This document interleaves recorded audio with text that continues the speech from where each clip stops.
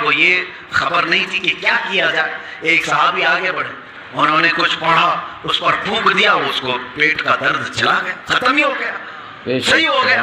सारे साहबा ने पूछा कि तू क्या हकीम है, तू क्या मुअल्लिज है, तबीब है, क्या किया तूने? उस साहबी ने कहा मुझे कुछ समझ में नहीं आ रहा था, ये बड़ी तकलीफ में था, जिसके यहाँ ये लोग मेहमान थे, मैंने सूरह फातिहा की तिलावत की और उस पर फूंक दिया, उसका पेट सही हो गया। लेकिन साहबा हर चीज को इस तरह से नहीं ले लेते थे। सारे साहबा उनके ऊपर जरह करने लगे, ये काम क्या तुझे रसूलुल्लाह ने करने का हुक्म दिया था या खुद से किया? उस साहबी ने कहा नहीं, हुजूर ने तो ऐसा कुछ कहा नहीं, मैंने खुद किया। पकड़ कर ले चले हुजूर की बारगाह। क्या कुरान की आयतें पढ़कर किसी पर फूंक मार सकते हैं कि नहीं? यही से, इस हदीस से ही साबित होता है कि हम जो बुजुर्गान दीन के पास दम कराने